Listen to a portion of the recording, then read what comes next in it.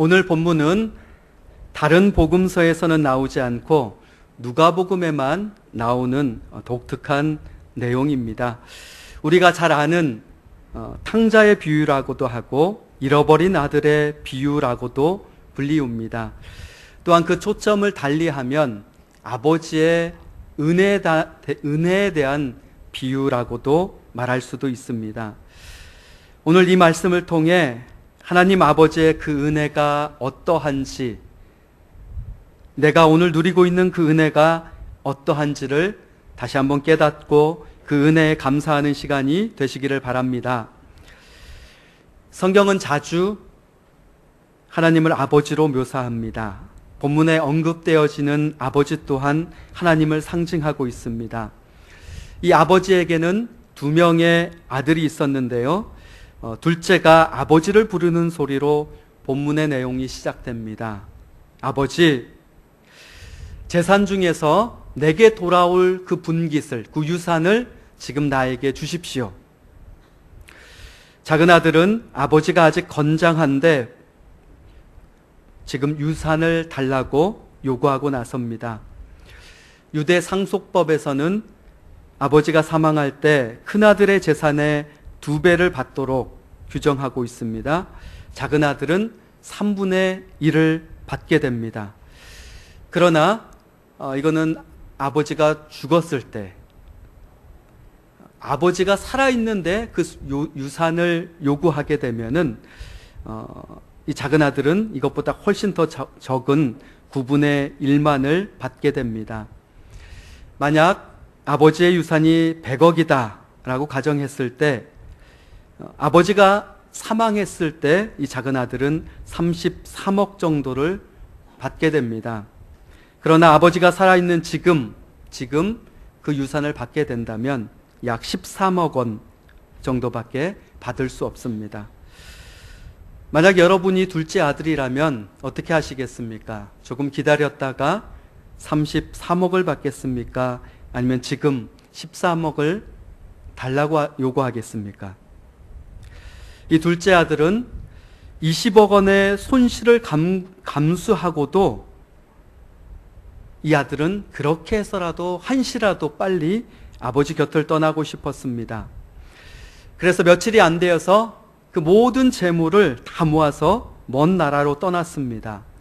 재물을 다 모았다라는 것은요, 이 모든 것을 다 모았다라는 것입니다. 재산뿐만 아니라 가족과 아버지에 대한 미련과 애정까지, 이제까지 자기를 붙들고 있던 가족의 모든 끈들을 끊어버리고 아버지와 가족으로부터 멀리 떨어진 곳으로 가버린 것입니다. 그래서 그가 이렇게 먼 곳으로 가서 한 일이 무엇입니까? 성경은 그가 허랑방탕하여 그 재산을 낭비했다라고 말하고 있습니다. 낭비하는 것이 이 아들의 삶이었습니다. 이 아들의 삶은 낭비하는 삶입니다. 당시 유대인들은 돈을 벌기 위해서 먼 나라로 갔습니다. 더 큰 도시를 찾아 떠났습니다. 그러나 이 아들은 오히려 낭비하기 위해서 먼 나라로 나간 것입니다. 가지고 있던 재물들이 다 소진되었을 때 설상가상으로 그가 머문 나라에 아주 큰 흉년이 찾아왔습니다. 그리고 그는 비로소 그때 궁핍함을 느끼게 되었습니다. 이제 흉년 가운데에서 굶어 죽지 않기 위해서는 무엇이든 어떻게든 방법을 찾아야 했습니다. 그가 찾은 방법은 돼지를 치는 일이었습니다. 유대 랍비의 격언에는 돼지를 사육하는 자는 저주를 받으리라 라는 말이 있을 정도로 유대인은 돼지를 부정한 짐승으로 여기며 혐오했습니다. 이 아들은 돼지를 치는 일로 당분간 목숨을 구할 수는 있었지만 유대 전통에서 이미 부정한 자로 되어버렸습니다. 돼지의 먹이로 배를 채우는 그러한 일로 말미암아 인간 이하의 비참한 상태로 전락하게 되었습니다. 돼지치는 일로 배만 부를 수 있다면 그러면 참 다행입니다. 그러나 돼지에 먹인 쥐엄 열매를 먹는 것으로도 그 줄인 허기진 배를 채울 수가 없었습니다. 이에 그는 스스로 돌이킵니다. 그리고 드디어 아버지의 품을 떠올립니다. 둘째 아들이 아버지를 떠올릴 수 있었던 중요한 외적 요인은 흉년이었습니다. 흉년이 아직까지는 살만한 이 아들을 돼지우리로 내몰았습니다. 모든 것을 마르게 했습니다. 바닥나게 했습니다. 흉년이 오지 않았던들 이 아들은 여전히 고갈되고 구멍난 삶이지만 아버지를 떠올리지 않았을 것입니다. 저에게도 흉년이 있었습니다. 그때 저는 이렇게 고백했습니다. 하나님, 당신이 살아계신 것을 제가 믿습니다. 이 세상을 말씀으로 창조하시고 모든 것을 다스리고 계신다라는 것을 제가 압니다. 그러나 이제 제 마음대로 살겠습니다. 그러니 꼼짝 마십시오. 움직이지 마십시오. 그리고 신앙생활을 접었습니다. 그 당시 한 자매와 교제하고 있었는데요. 하나님께서 흉년을 주셨습니다. 직장에서 일을 하고 있는데 전화가 왔습니다. 헤어지자라는 것입니다. 이건 말이 안 됐습니다. 그 자매의 삶의 이유, 그 삶의 빛은 저였습니다. 그 자매의 소원은 저와 결혼하는 것이었습니다. 그 자매의 바람은 날마다 저와 같이 있는 것이었습니다. 바로 그 자매가 있는 동해로 제가 서둘러 내려갔습니다. 만나보니 제가 알고 있던 자매가 아니었습니다. 아주 견고한 흉년, 지독한 흉년이었습니다. 그리고 그 흉년은 당시 제 삶에 가장 의미 있었던 그 자매의 마음을 바짝 마르게 해버렸습니다. 동해에서 돌아오는 그 긴 시간 내내 버스에서 엉엉 울었습니다. 사람들이 쳐다보고 수군거렸지만 상관없었습니다. 엉엉 울면서 제 입에서 나온 것은 참 아이러니하게 찬양이었습니다. 그리고 아버지라는 단어였습니다. 저에게 아버지라는 단어를 떠올리게 한 외적 요인이 흉년이었다면 아버지께로 향하여서 나갈 수 있게 한 내적 요인은 17절 말씀처럼 이에 스스로 돌이켜 이르되, 바로 돌이킴이었습니다. 돌이키다라는 말은 자신에게로 돌아오다라는 말입니다. 궁핍해지고 비참해진 바로 이때에서야 자신의 참 모습을 객관적으로 볼 수 있게 되었다라는 것입니다. 아, 지금 내가 하나님과 상관없는 자리에 있는 거구나. 믿음에서 탈선된 자리에서 계속 내가 녹슬어 가고 있구나. 이대로는 죽겠구나. 자각하게 된 것입니다. 이 둘째 아들이 흉년을 만나고 이제 돌이켜 자신을 바라봅니다.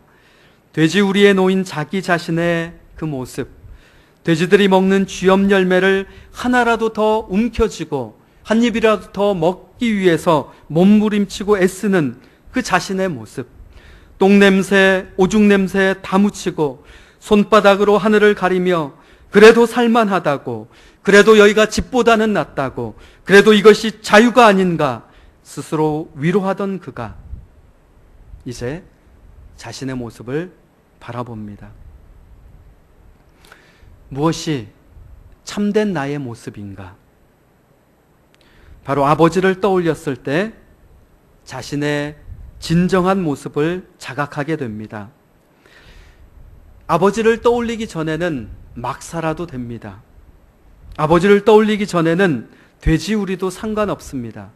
그러나 아버지를 떠올렸을 때 그때서 비로소 내가 누구인지, 내가 있어야 할 곳은 어디인지 그것을 바라보게 될 수 있었습니다. 여러분, 하나님께서 우리에게 주시는 흉년은 우리를 굶어 죽게 하지 않습니다. 오히려 그 안에서 영원한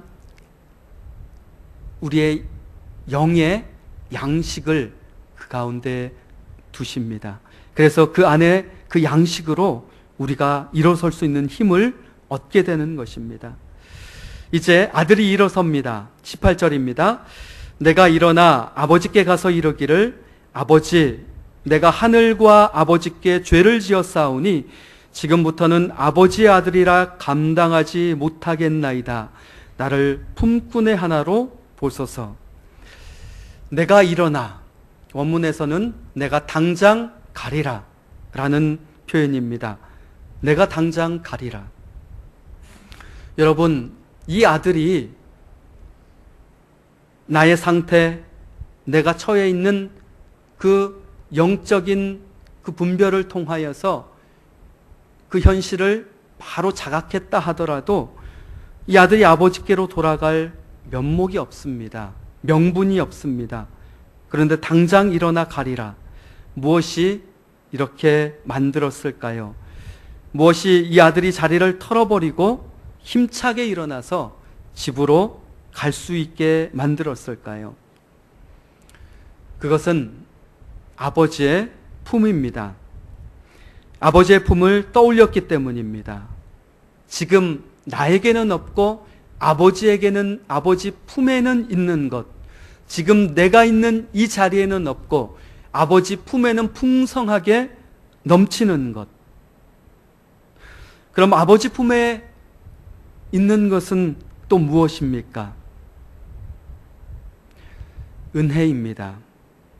모든 것을 다 잃고 탕진한 아들은 이제 그가 아버지 품에 있을 때 그때 누렸던 그 작은 것 하나하나가 모두 은혜였음을 깨닫게 됩니다. 17절에서는 그 은혜를 다른 말로 표현합니다. 양식이라는 단어입니다. 내 아버지에게는 양식이 풍족한 품꾼이 얼마나 많은가. 양식은 곧 은혜입니다. 은혜는 곧 아들의 양식이었습니다. 아버지의 그 은혜가 아들의 삶을 지금까지 지탱시켰고 살렸습니다. 아버지의 은혜가 그를 보호했고 아버지의 그 은혜가 아들을 아들되게 했습니다.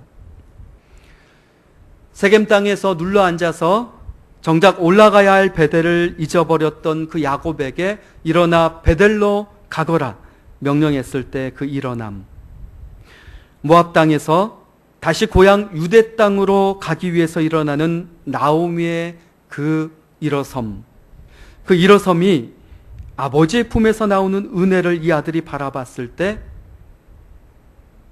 그의 삶 가운데 일어섬이 일어나게 됩니다. 그리고 아버지 앞에서 이렇게 고백할 것을 다짐합니다. 지금부터는 아버지의 아들이라 일컬음을 감당하지 못하겠나이다. 나를 품꾼의 하나를 부소서. 내가 이렇게 말해야지 연습하고 다짐합니다. 아버지의 아들이라 일컬음을 감당할 수 없어서 자신을 품꾼의 하나로 써달라고 부탁하겠다라는 것입니다. 이렇게 요청하는 품꾼도 정식 종이 아닙니다. 임시로 고용되는 날품팔이 종입니다. 이 요청도 얼마든지 주인에 의해서 거절당할 수 있다는 것도 압니다. 왜냐하면 이제는 아버지의 아들도 아니요 정식 종도 될 수 없기 때문입니다. 이제 20절의 아들이 아버지께로 돌아갑니다. 그리고 이 아들을 맞이하는 아버지의 모습이 상세하게 소개되고 있습니다. 어떻게 아들을 맞이하는지 우리가 눈여겨보기를 바랍니다. 우리 20절 함께 읽겠습니다. 이제 일어나 아버지께로 돌아가니라. 아직도 거리가 먼데 아버지가 그를 보고 측은히 여겨 달려가 목을 안고 입을 맞추니. 첫 번째, 측은히 여겼습니다. 측은히 여긴다라는 것은 내장이 흔들릴 정도로 마음이 아파서 견딜 수 없는 상태입니다. 흔히 애끓는다라는 표현이 이와 같을 것입니다. 그 측은히 여기는 마음은 다음과 같은 행동으로 이어졌습니다. 측은히 여겨 달려갔습니다. 유대인의 관습으로 봤을 때 있을 수 없는 일입니다. 관습과 전통을 뛰어넘어서 달려갔습니다. 또한 달려가 목을 안고 입을 맞추니, 아들에 대한 아버지의 입맞춤은요, 단순히 환영한다는 차원의, 또 진한 인사 차원의 입맞춤이 아니었습니다. 품위 있게 한 번 키스한 것이 아니라 몇 차례 계속해서 입을 맞춥니다. 그 얼굴에서, 그 입술에서 아버지의 입술을 뗄 수가 없습니다. 그것은 용서와 받아들임의 포옹과 입맞춤이었던 것입니다. 이렇게 은혜는 우리를 향해서 달려옵니다. 여러분, 은혜가 달려오는 것 혹시 보셨습니까? 오늘 본문에서는 은혜가 달려오는 모습을 보여줍니다. 은혜가 아들을 향해 달려왔습니다. 체면과 관습을 초월하여 아들에게로 뛰어왔습니다. 그리고 그 은혜는 아들을 안아주었습니다. 아들에게 입맞추어 주었으며 용서와 위로의 손길로 아들을 하염없이 어루만져 주었습니다. 아들이 말합니다. 아버지. 예전에도 아들은 아버지를 불렀습니다. 그때는 아버지에게 어떻게 말했었습니까? 아버지, 내게 줄 유산을 지금 당장 저에게 주십시오. 그러나 이제는 아버지를 부르고 뭐라고 고백합니까? 아버지, 내가 하늘과 아버지께 죄를 지었사오니 지금부터는 아버지 아들이라 일컬음을 감당하지 못하겠나이다. 아버지 아들이라 일컬음을 감당하지 못하겠다라고 고백하고 있습니다. 지금부터는 어떠한 비난과 어떠한 대우를 받아도 제가 달게 받겠습니다. 당신의 아들로 서는 것, 당신을 나의 아버지라고 부르는 것, 이 모든 일에 대해서 이제 저는 아무런 자격이 없습니다. 법적으로나 도덕적으로나 더 이상 당신의 아들이 될 자격이 없습니다. 그래서 이제는 차갑게 식고 곰팡이가 핀 하찮은 음식 하나도 주인 허락 없이 제 마음대로 손댈 수 없습니다. 낡고 구멍난 그 의복 하나도 아무런 대가 없이 저에게 주어질 수 없다는 것을 제가 이제 압니다. 이렇게 고백하고 있는 중에 이어지는 아버지의 두 번째 모습이 나옵니다. 그 아버지의 두 번째 모습은 빨랐습니다. 22절 본문에 생략된 중요한 단어가 있습니다.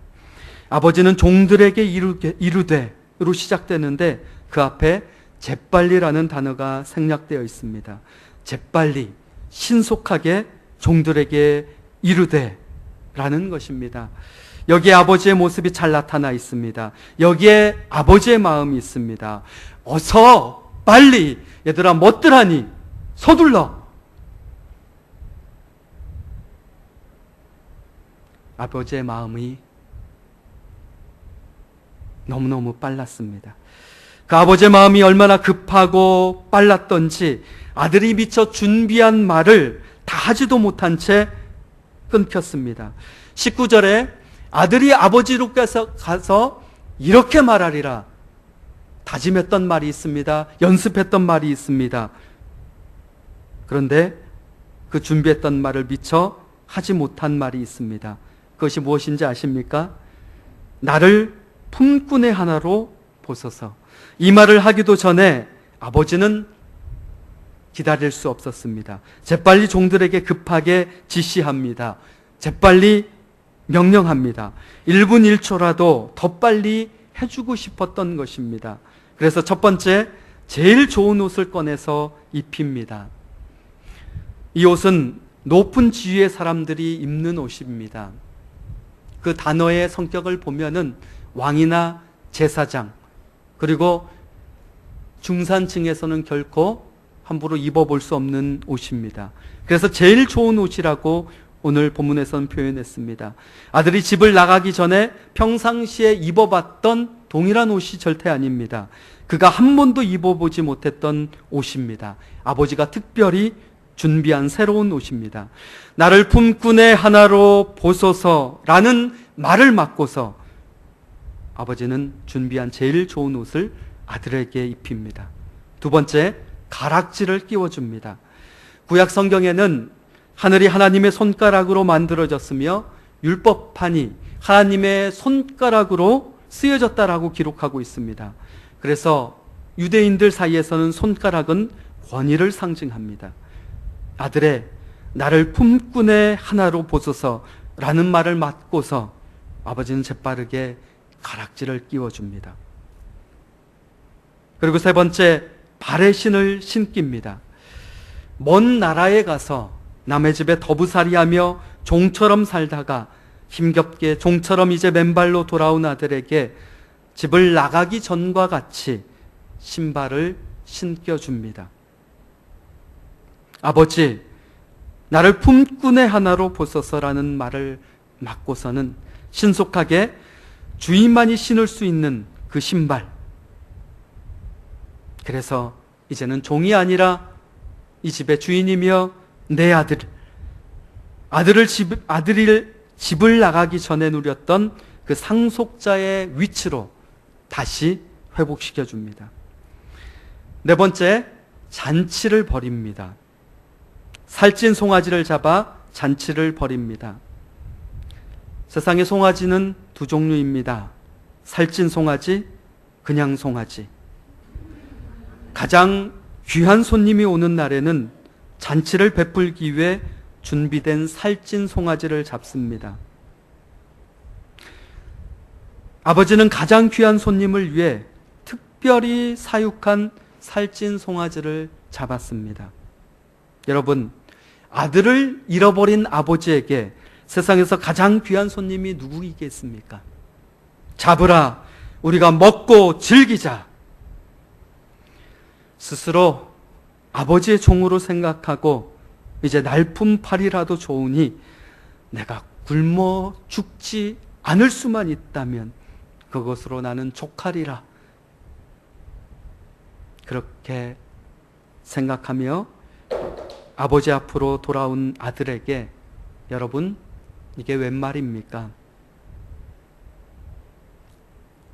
이 모든 것이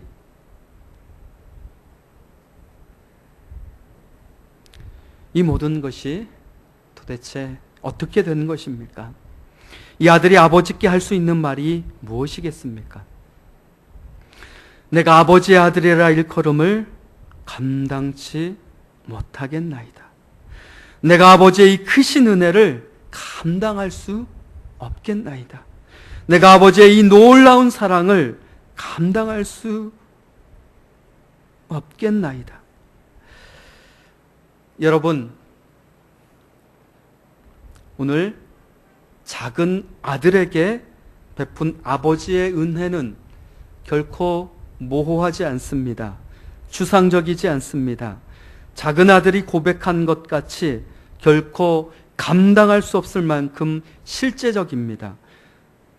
달려와서 입맞춥니다.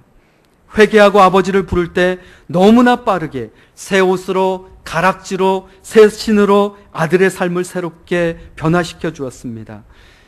아들의 자격을 상실한 그 상태에서도 존귀하고 사랑스러운 아들이라 그 이름을 불러주었습니다. 오늘 본문은 말합니다. 내 사랑하는 자야, 이 작은 아들이 바로 너였노라. 내가 너를 사랑하노라. 여러분, 작은 아들이 입은 이 감당할 수 없는 큰 은혜는 우리가 예수 그리스도를 통하여서 그 안에서 우리가 몽땅 다 받았습니다. 지금 누리고 있습니다. 그 크신 은혜가 우리를 살렸으며 우리를 회복시켰으며 오늘 이 자리에 우리를 이끌고 계십니다. 우리 또한 그 크신 은혜에 할 수 있는 고백이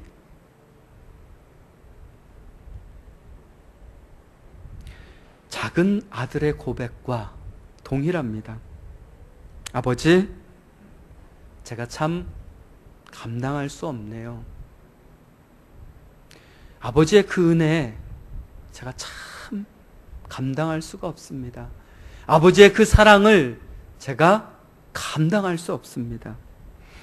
아버지가 베푸신 우리 가정에 주신 이 복을, 이 은혜를 제가 감당할 수가 없습니다. 그래서 오늘 제 마음이 그 은혜 앞에서 녹아낼 수밖에 없습니다. 하나님은 사랑이십니다. 그 사랑은 우리의 삶 가운데 날마다 마르지 않도록 은혜를 베풀어 주십니다. 그리고 그 사랑이, 그 은혜가 우리의 삶을 날마다 이끄십니다. 그 감당할 수 없는 그 은혜를 베푸신 우리 하나님, 앞으로도 우리의 삶 가운데, 우리의 미래 가운데 충만히 역사하실 그 은혜, 그 은혜에 우리가 어찌 감사하지 않을 수 있으며, 우리가 할 수 있는 것이 찬양과 영광과 또 사랑으로 올려드리는 이 일, 어찌 우리가 생략할 수 있겠습니까? 오늘 거룩한 주일을 맞이하여서 예배 가운데, 또 오늘 하루의 삶 가운데, 또 한 주간의 삶 가운데 그 아버지의 은혜에 마주할 때마다 우리가 이렇게 고백하기 원합니다. 아버지, 제가 아버지의 그 은혜를 감당할 수 없겠습니다. 저도 그 은혜에 사랑으로 보답하게 하시옵소서. 그 은혜에 저도 순종으로, 변하지 않는 충성으로 보답하게 하시옵소서. 이 고백이 오늘 한 주에 우리의 고백이 되기를 바랍니다. 기도하시겠습니다. 사랑의 하나님, 감사합니다.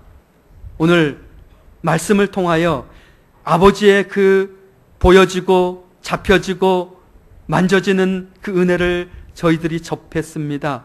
하나님, 그 구체적인 사랑과 은혜 가운데에서도 하나님, 저희도 또한 구체적이고 분명한 사랑을 아버지 하나님께 올려드릴 수 있도록 은혜 베풀어 주시옵소서. 더욱 사랑하게 하시며 더욱 신뢰하게 하여 주시옵소서. 감사드리며 예수님의 이름으로 기도드립니다. 우리 주신 말씀 생각하면서 응답 찬송 317장 찬송하겠습니다.